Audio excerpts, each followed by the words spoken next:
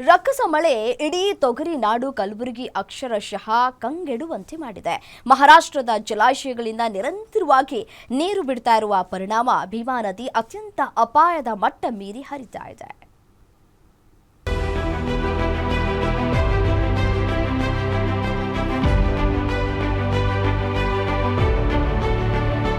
ಕಲಬುರಗಿ ಸೇರಿ ನೆರೆಯ ಮಹಾರಾಷ್ಟ್ರದಲ್ಲಿ ವ್ಯಾಪಕವಾಗಿ ಮಳೆಯಾಗ್ತಾ ಇದೆ. ಮಹಾರಾಷ್ಟ್ರದ ವೀರ್, ಸೀನಾ ಮತ್ತು ಉಜ್ಜಯಿನಿ ಜಲಾಶಯದಿಂದ 3.40 ಕ್ಯೂಸೆಕ್ ನೀರು ಬಿಟ್ಟ ಪರಿಣಾಮ ಅಫಜಲಪುರ ಮತ್ತು ಜೇವರ್ಗಿ ತಾಲೂಕಿನಲ್ಲಿ ಭೀಮಾ ನದಿ ಆರ್ಭಟ ಕ್ಷಣ ಕ್ಷಣಕ್ಕೂ ಹೆಚ್ಚಾಗ್ತಾ ಇದ್ದು ಪ್ರವಾಹ ಪರಿಸ್ಥಿತಿ ಎದುರಾಗಿದೆ.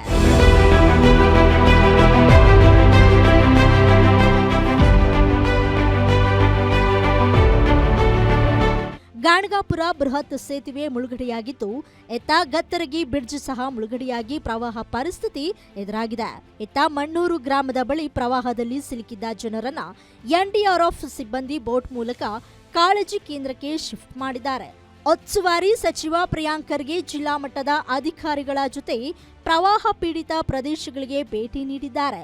ಬಳಿಕ ಮಾತನಾಡಿದ ಅವರು, ಪ್ರವಾಹ ಪರಿಸ್ಥಿತಿ ಎದುರಿಸಲು ಜಿಲ್ಲಾಡಳಿತ ಅಗತ್ಯ ಕ್ರಮಗಳನ್ನು ಕೈಗೊಂಡಿದೆ. ವರದಿ ತರಿಸಿಕೊಂಡು ಪರಿಹಾರ ನೀಡಲಾಗುತ್ತೆ ಅಂತಲೂ ಭರವಸೆ ನೀಡಿದರು. ಒಟ್ನಲ್ಲಿ ಭೀಮಾ ನದಿ ರಣಾರ್ಭಟ ಮುಂದುವರೆದಿದ್ದು, ದೇವರೇ ಕಾಪಾಡಬೇಕು ಅನ್ನೋ ಸನ್ನಿವೇಶ ನಿರ್ಮಾಣವಾಗಿದ್ದಂತೂ ಸತ್ಯ.